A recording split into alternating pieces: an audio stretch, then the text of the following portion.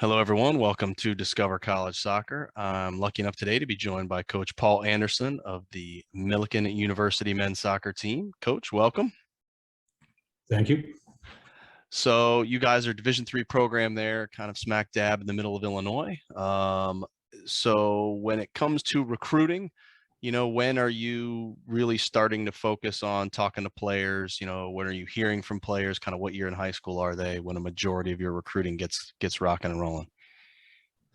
I'll probably say a majority is seniors, juniors, and what I mean by that is obviously that this kind of summer we'll hear a lot from juniors, rising seniors. Depends on them really, of how quick and how fast they are within the process of being recruited to play in college. But usually that junior senior timeline is when it happens. So like right now, having a lot of contact with 23s. Okay, yeah, that makes sense. We're talking here April of 22, so those juniors getting ready to be seniors, and it's the hot time right now of tournaments and things like that. So speaking of tournaments, are there ones that you make sure that you visit each year to recruit at? So obviously with us being in the middle of Illinois, we generally go for the regional ID camps and showcases. So we've been to Gallagher, been to Crossroads, we've been to Blue Chip in the past. We're actually not going this weekend. Been up to Chicago for the Soccer's spring showcase. So that's kind of what our main focus is. We've also been out to National League and ECNL events, depending on how much contact we've had with players on those teams for us to go out and see them play. And obviously, usually for the national events, it is ones where we've had interest from players from around the country. So the last National League event we went to, we'd had contact with somebody from Oregon, and that's one of the main reasons we went there to watch them play. So when you're at an event like that, how much of it is you specifically going to see somebody versus scouting some games and hoping to find somebody? I usually say it's 50-50. Obviously, we have a list of names that have contacted us, and then there's other games where for teams that we know of or heard of or whatever, and we'll go, okay, I know that's a good team. I've talked to another coach and they've said this is a good team, so we go watch that team. So I'd say it's probably 50-50. We go watch the games where players have contacted us and we go watch them play. And then on the flip side, so if you have 4, 5, 6 games in a time slot, we'll try to get to 2 or 3, and one is usually somebody's contacted us from that team or from teams, and then the other one will be, as I describe it, I go fishing and go see what the other team is like. I go see, I know this is a good team. I'm going to go watch them play, and hopefully we'll get some bites from watching them play, even if nobody's contacted us from that team. Okay, makes sense. What about camps? How do you or your staff work camps? Do you host ID camps? How important are camps into your overall recruiting mix? So they're important. It's especially for us at Division III. We try to get to Division I camps.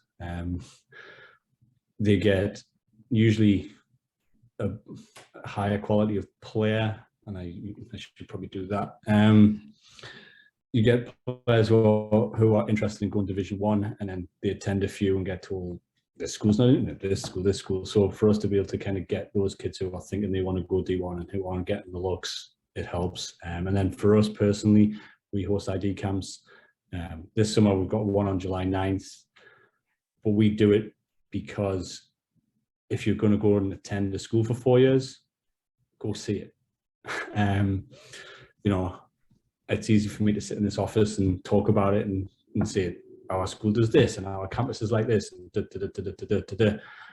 then in fact, oh, wait a second, when you're actually here and does it pass the sight test and the smell test? It's the best way I can describe it.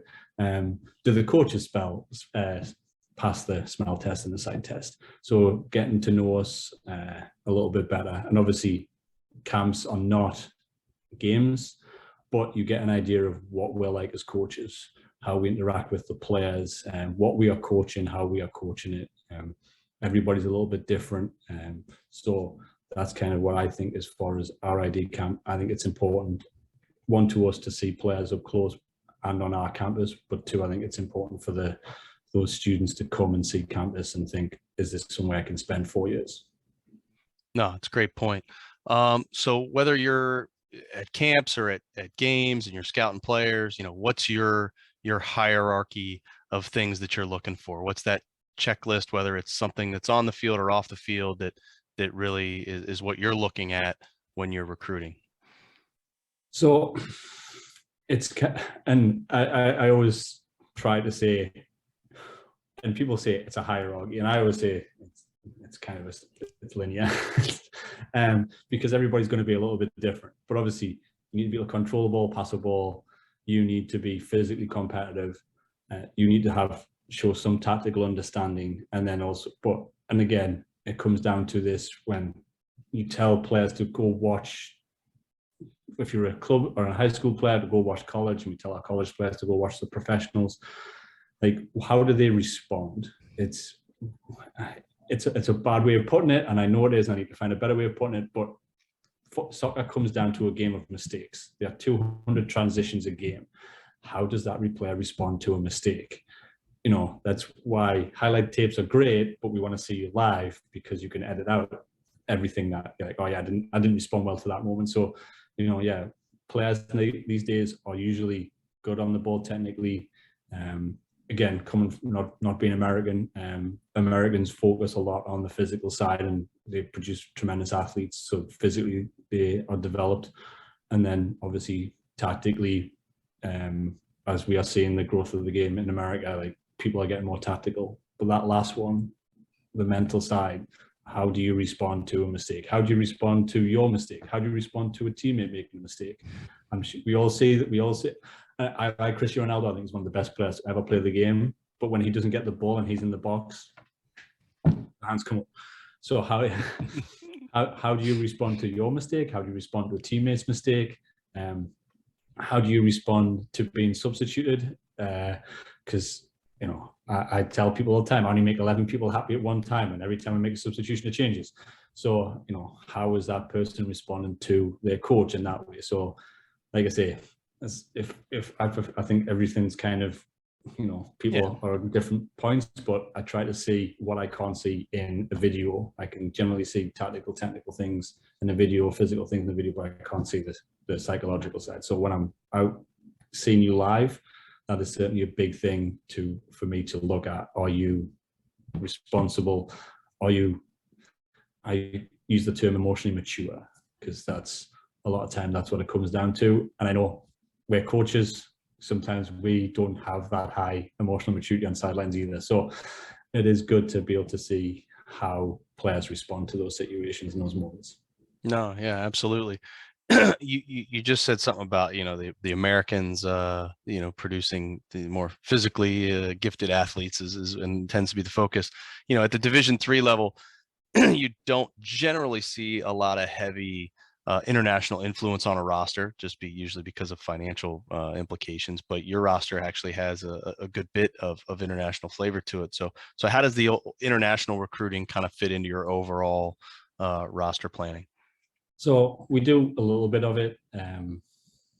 It's actually with COVID and everything that happened with traveling and being able to get around, we actually ended up with more the last couple of years, just based on that, because we weren't able to travel, and they obviously had a lot more video for us to be able to see. So that's kind of how it happened. It helps us because I think having diversity on your roster is important. Having people who've had different experiences helps. Like we are able, even though we keep saying it's a big world and it feels like it's getting smaller with technology and with the ability to travel and things like that. It is, but I think it's one of those where I like to be able to say, yeah, we got players from here and there, and how and what and how. And obviously for me as a coach, I like it too, because people will come up with a different, at my club we did this, or my high school we did this, and you're like, oh, I didn't really think about all of that before. So they're able to give you just that little bit more of, oh, can we try something different? Can we play a different style? And it kind of, I like it as far as that is concerned, and being able to give people different experiences, and especially for the student athletes, because we actually had one go to Spain with one of our Spanish players and spend Christmas over there. So you are getting these different experiences, and that you would not have gotten if you had not came to Millikin and not had a teammate from Spain. No, that's great. Well, again, we talk about kind of the financial side of things, being Division III, no athletic scholarships. How does Millikin handle kind of the academic scholarships, grants, need-based? How does that, what's kind of what is it, if I'm an incoming player, what am I looking at from the financial side of things at Millikin? So we have, obviously it comes down to academics. We have 3 tiers. I don't tell you what it is because it could change. And Sure. Admissions No, get to that's okay. decide on that. So you get your 3 tiers, and you get X amount of money if you are in the 3 tiers. Obviously, for Illinois students, we'll do the FAFSA and your AFC and what it comes to, and depending on what the government aid we will get. So that's kind of how they do it, by giving people as much opportunity to be able to attend at a reasonable price at Millikin. So it's based on your academic ability, and then it's based on if you are able to get money. If Millikin is able to get money from the government for whatever, Pell, MAP, etc. Okay. Well, let's talk more about the school. So folks may not be familiar with Millikin. So if, besides clicking around the website, give me the inside scoop. What's some of the awesome things about Millikin? So I always describe this, again, I think it's just from my personal experience and why I view it as a positive. Some people might view it as a negative, but when I went to university, we did a semester, you have midterms, you have exams, go to the next semester, same thing. Over the summer, you might have a job, you might not, you might do an internship and things like that. So the one thing that Millikin offers is called performance-based learning. So we have 2 students who are graduating this year, and they are both in accounting. Obviously, with the 2020 season, with it being pushed back to the spring of 21, they were actually doing internships because they want to be an accountant. So you get doing an internship then because of tax day. So one of them in particular he was going to class, doing homework, and then he was doing his internship, and then he was coming to practice and he was playing. And he actually ended up not missing a game. It was, we thought he might just because of the time, but he actually was able to play in all the games. So, but you get graded on your internship. So you get real world experience. Hopefully you get a job offer at the end of it. And I know people say, oh, well, we do that over the summer. We don't get graded on those over the summer. This is part of Millikin's performance-based learning. You are getting graded. Did you turn up on time? Were you professional? Like, obviously for teachers and things like that, it is something that happens a lot, where you have to do your internship or your student teaching to graduate. Well, every job that you want that, and we have a major for, that's part of it. It's built already into the syllabus. So you are going to have to go and show, in a job situation, in a real world situation. I say my job is not a real world job. I get to coach and watch soccer all day. So, but if you're getting a real job in the real world, you're getting graded on that side of things. So you are able to know, am I doing well? Am I prepared to start a job and to do a job when I graduate? Oh, that's awesome. Well, I mean, you gave a great example of a player, balancing their academics and athletics, but in a strange situation, right, with COVID and everything. But let's say in a typical year, right, this upcoming season, hopefully, knock on wood, how do students specifically at Millikin balance their academics and their athletics? What kind of support systems are there at your school to help folks get through what can be a rough time, especially for new students? So for every student, but obviously in particular for the first year students that come in, we have the Centre for Academic Performance, and they have a math centre and an English centre. Obviously, in particular, they have just for those two, for one of the, everybody's going to have to take at some point those two areas, subjects. So those two are in particular. We have a math and an English centre, and then obviously we have through CAP, which is their shortened version of shortened name. We also then have tutors. We obviously have some student athletes are tutors within that. We have a academic advisor. Everybody has an academic advisor. The program has an academic advisor that you can also use to get in, if there's something you want to be able to talk about, and maybe you have a problem with a professor or you have a problem with your advisor, then you have a separate entity again to be able to talk to someone about it. So you have CAP who can help you, then you have tutors if you need them, and then you have your own personal advisor who gets assigned to you based on your major, and then obviously you have the soccer academic advisor if you need more help in a way. Okay.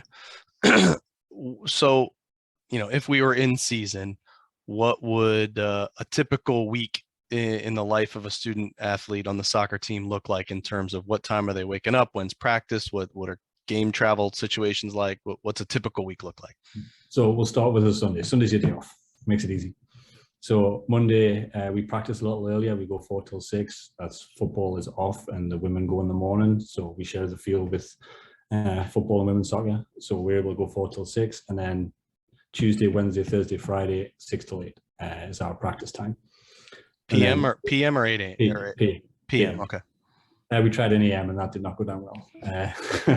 Guys prefer the later practices. I prefer the earlier ones. They prefer the later ones. So obviously on a Wednesday, traditionally we have games. So we end up playing Wednesday, Saturdays, just to try and keep at least 2 days in between games and try to get some rest and recovery in there.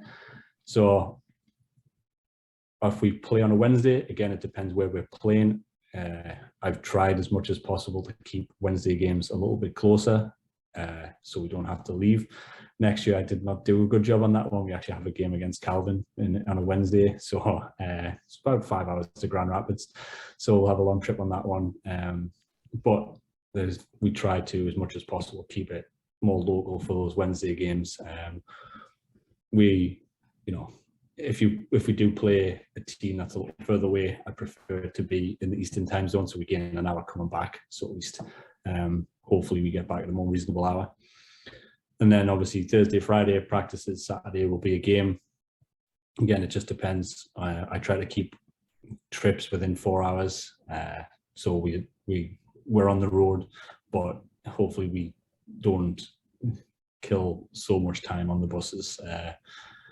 We have a little bit more time away from it. So as far as what time they get up in the morning, it depends on their major. And obviously it depends on what they're studying. A lot of the guys try as much as possible to get their classes between 9 and 3. Well, actually, they will tell me it's 10 and 3, but it's not most classes. But they try as much as possible to try and get in that time frame. For some of the sciences, so whether it's physics, chemistry, biology, whichever, some of their labs are in the evening. So we've had guys who've had to leave early or they arrive a little late to practice. But it's frustrating, obviously, for them and for us. But they're here to get an education first, so there's no punishment or anything put in place because you are missing for a class or a lab. So we tried as much as possible to limit that, but they pretty much go to class until generally 4 or 5 o'clock, and then come to practice. So I'm sure it's the same for most coaches will tell you. It's you get up, you go to class, depending on when practice is, you study, you go to practice, you study, you go to sleep, and you rinse and repeat for about 11 weeks. Yep, absolutely. Well, let's talk a little bit more about the soccer side of things then. So, how many players would you carry on your ideal roster? On my ideal roster, it would be about 25, 26. Okay. That is not the case with us. Okay. What is the case with you with your roster size then? So I, I like to be honest. I bring it up for this reason, because I'd be honest with people whenever I recruit anybody. So the university expects us to have a roster of 40 guys. So we do end up in the fall of having two teams. We'll have a first team and a second team. Okay.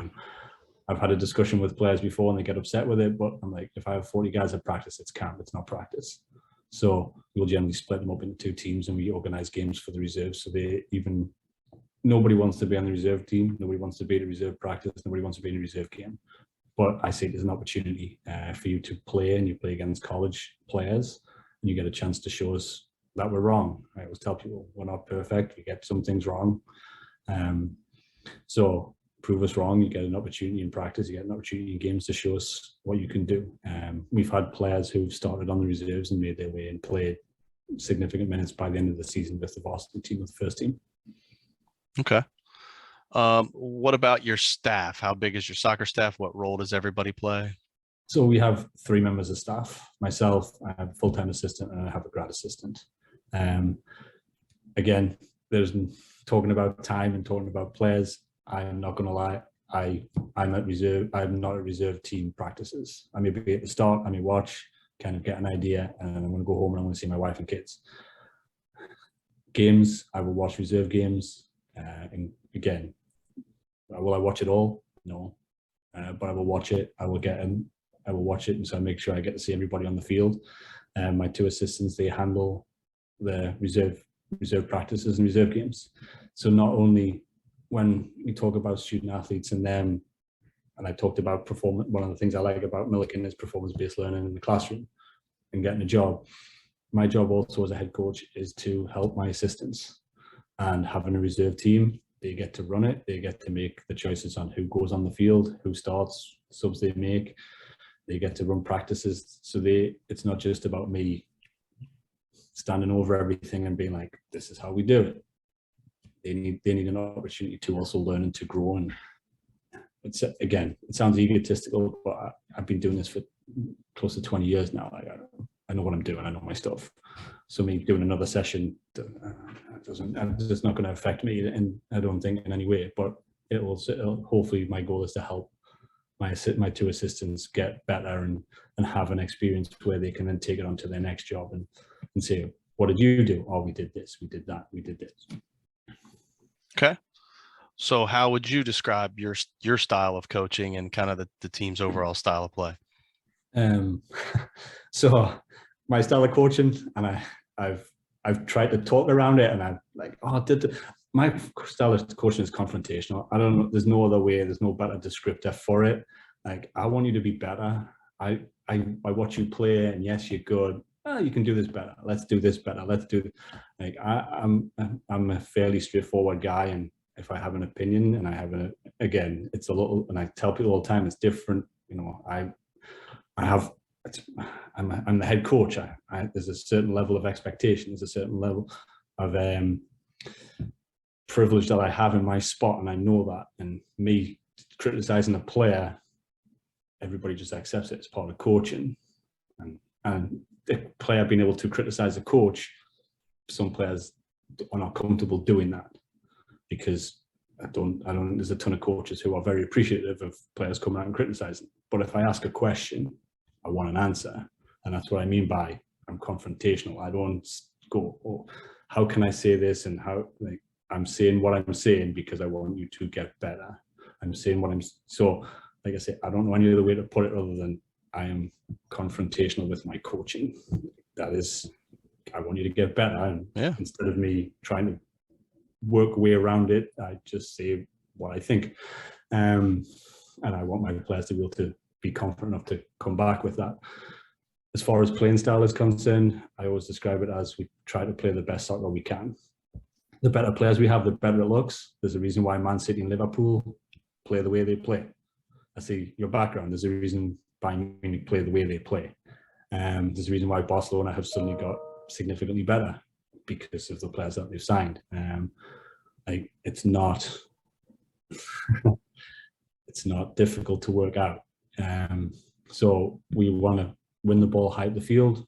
you read any stats, winning the ball on the opponent's half of the field, 3 passes or less, when most goals are scored. So you have to be able to step up the field and win the ball out the field and create chances that way. But saying all of that, I call the ball the toy. I want the toy. I want to play with the toy. I don't want the other team to have it as much as we do. So I still expect my teams to be able to play. I still expect them to be able to play through the thirds.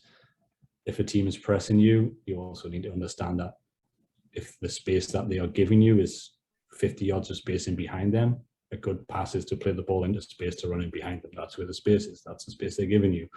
I pick on Liverpool all the time. Liverpool probably will get around 90 points again this year.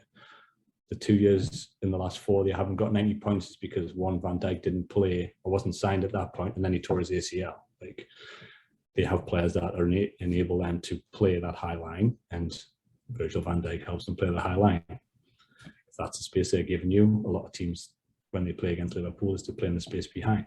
If teams know we want to play and we're playing and we're trying to play through them, and they press their back line up, you play with the top. Now people will say it's not good soccer, and I'll tell you it is.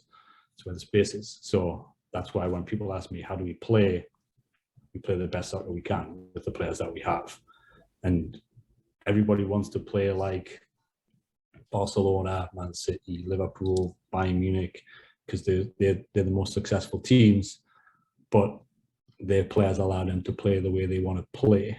And that's my goal of putting players in a position to be as successful as possible, playing the best soccer we can play. No, it makes a lot of sense. Well, we're talking here in April. What does your off-season program typically look like? So I'm actually talking to one of our trainers. He works with the teams as far as designing off-season workouts and what we want. For me, soccer is a multi-sprint activity. So obviously making sure that guys are able to sprint. So generating power, that is an aspect of it. And then obviously the flip side of that is being able to change direction. So making sure that you have good agility. And then I think the biggest thing, as we all get older, I will freely admit this, that you also need flexibility. I make jokes about it all the time. I cannot touch my toes, and I don't think I've been able to touch my toes for 30 years. Yeah. And it's not even close anymore. Like, it's not. And so you want to be able to generate power because you want to be able to run faster. You have to be able to change direction. You have to have that agility, and then obviously the flexibility. So kind of getting all those things in, and then obviously we also have touches on the ball, making sure players are getting touches on the ball. I know, depending on which school of coaching you come from, and again, social media will show you that there's the people who tell you that you should never do nothing without opponents, and there's people who tell you that, oh, well, you can do individual learning on your own. I'm still a big believer that for skill, you can get as many touches. I understand there's not players in your way, but touching the ball, whether it's, I think we've had players do beast mode, we've had people do Cova, we've had things of that nature. I actually asked, this was at WashU, we asked the players to count how many times they touched the ball, and in a 45 minutes, it was between 1,000 and 1,500 times they touched the ball. Still a great believer in the more times you touch the ball, the better you get touching the ball. So even if it is unopposed, you are still getting touches. So making sure that players are getting more comfortable on the ball, more confident on the ball, that is, for me, that's important as well. So power, agility, flexibility, and touches. I like it. All right. Well, we've covered a lot of ground here. I'll leave you with one final question, and that's just, what didn't we cover? What else do you want to tell us about Millikin or anything else to wrap us up? So for Millikin, I think it is a great place to be. It's in Decatur, Illinois, and it is I believe it still is the soybean capital of the world. What it produces, we have a large company in Decatur, AGM, and it is a place of untapped potential because you have this on your doorstep. Caterpillar is between yourselves and Bloomington. So you have these big international corporations that are you're able to come and you're able to learn. Obviously, that's more of the business side, but you are able to come and you're able to get, oh, yes, we are a small town, about 75,000 populous people, but you are still in a town that has 2 major multinational corporations that if that's you want to go to the business side, you can learn from that. And then on the flip side of that is we have produced an incredible amount of people who go on and go to grad school. So our pre-professional, and it's obviously medicine. It's not just for doctors and nurses, which we have a great system in place for them. We've got occupational therapy, physical therapy, athletic training. So all of these things come in where you're able to get a job or go and get into higher education again, if that's what needs to happen to further your career. Awesome. Well, Coach, I appreciate the time. Thanks for letting us in behind the curtain there, learn more about Millikin, and we wish you the best of luck in the fall season. Thank you. Thanks.